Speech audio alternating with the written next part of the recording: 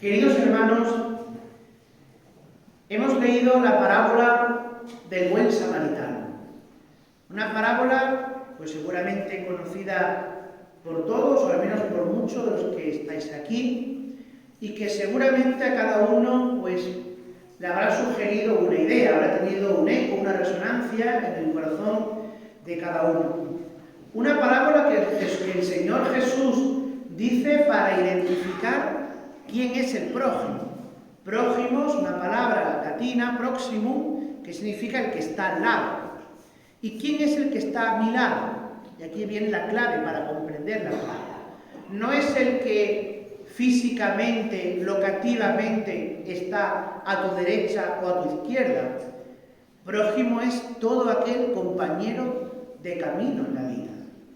Prójimo es todo aquel que requiera de ti, porque Dios es el prójimo por excelencia.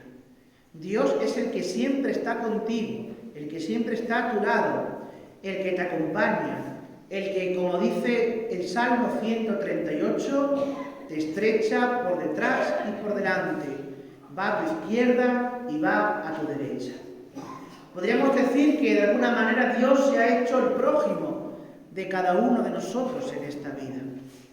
Pero ese prójimo que es Dios mismo no es un espíritu invisible, sino que toma forma, que toma presencia en situaciones y en personas concretas, en todos aquellos que nos salen, digamos, al paso en la vida y que reclaman nuestra ayuda y nuestro socorro.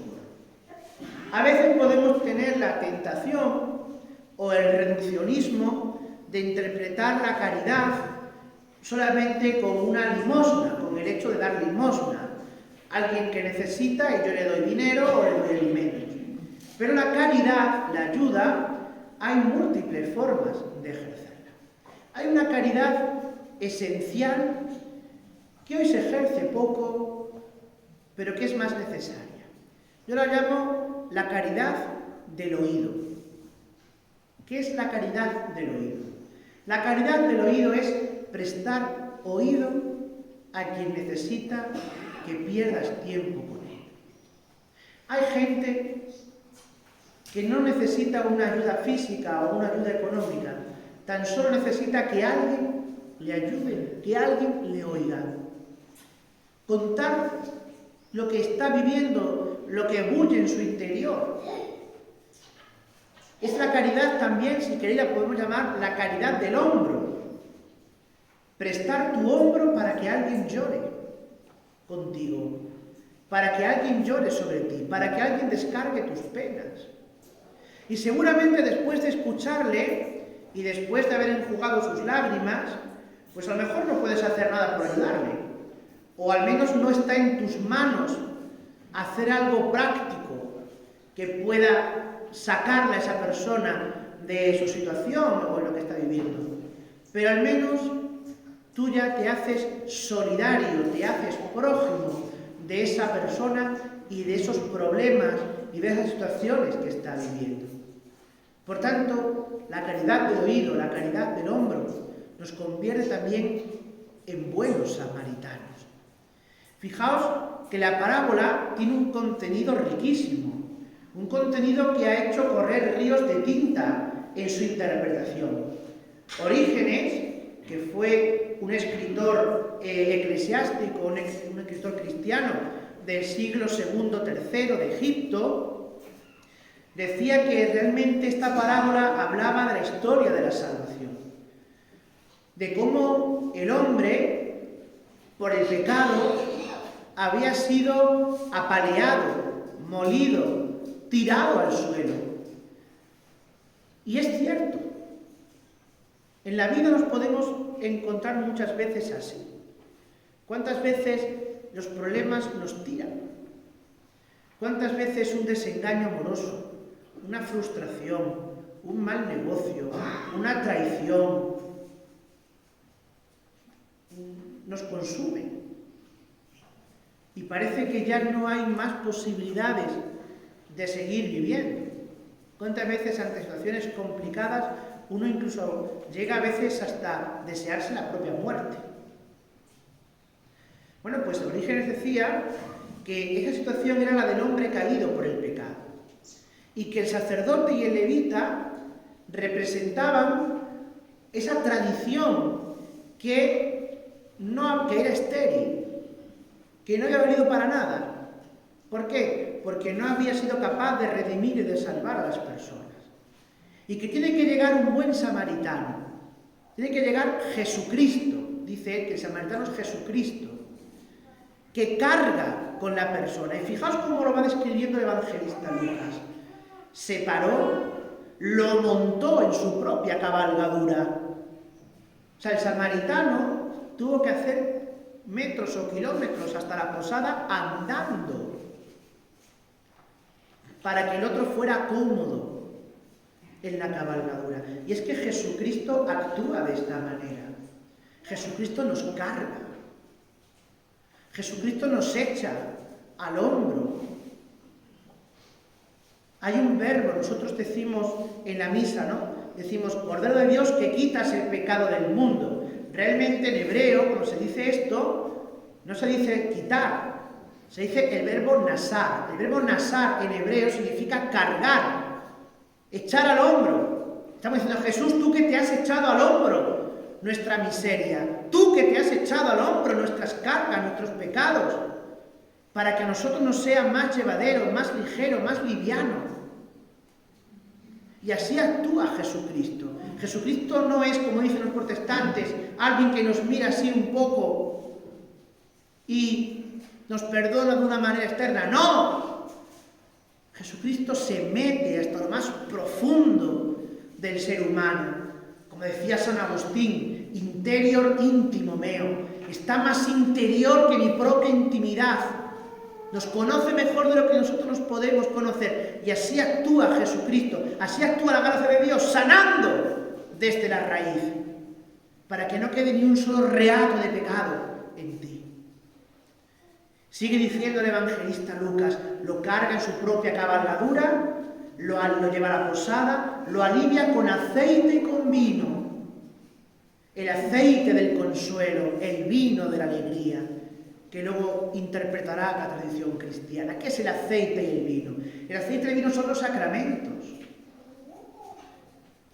¿A qué sacramento representa el aceite? Representa el sacramento de la unción.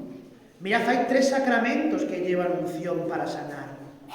El primer sacramento es el bautismo. El bautismo lleva la unción de los catecúmenos, que sanan las heridas del combate cristiano, y lleva también el óleo del crisma, que nos unge como sacerdotes, profetas y reyes, nos hace cristianos. Junto a él está el sacramento de la confirmación, que nos hace soldados de Jesucristo, testigos de Jesucristo en medio del mundo, nos unge.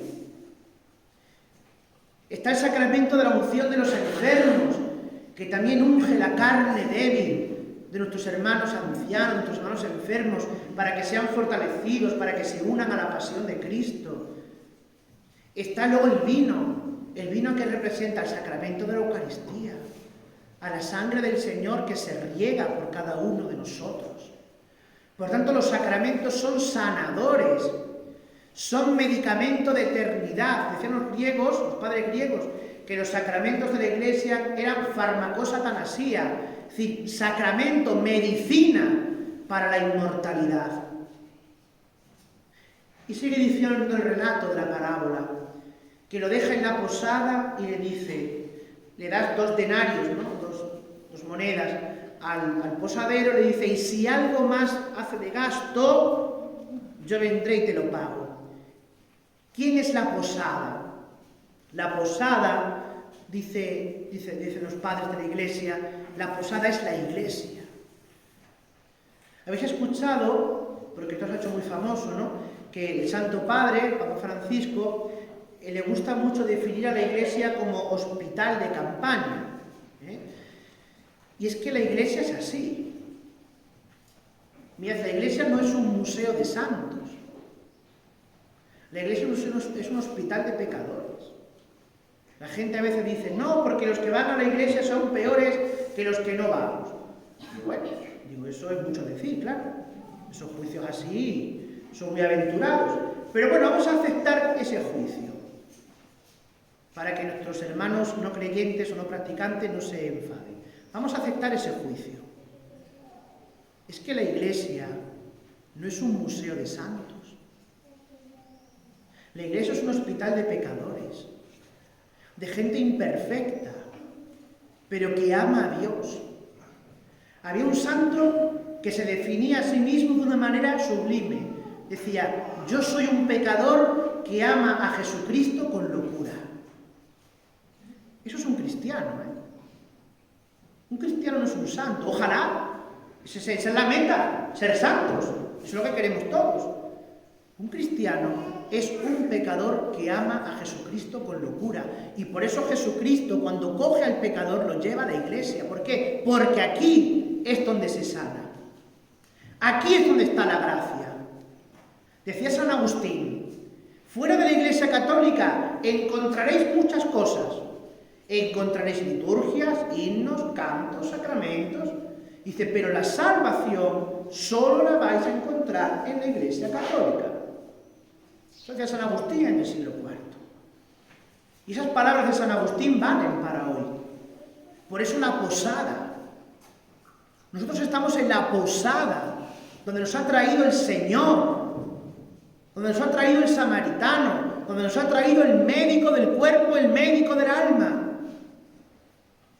Y nos ha dado los sacramentos, medicina de inmortalidad, para que seamos sanados. Y esto, por último, conlleva la gran enseñanza. Cuando le dice Jesús a aquel escriba, ¿entiendes ahora quién es el prójimo? Anda, haz tú lo mismo. Esa es la consecuencia moral de esta parábola. Que ahora tú, que te has dejado sanar, cuidar y salvar por el buen samaritano que es Cristo en su iglesia, ahora tú hagas lo mismo. Ahora tú seas samaritano para otros. Ahora tú anuncies a Jesucristo. Ahora tú prestes tu oído a quien lo necesita. Prestes tu hombro para que otros lloren. Para que tú sanes heridas de muchos corazones destrozados, de mucha gente despreciada, de mucha gente rota. Y esa es tu labor, esa es tu misión.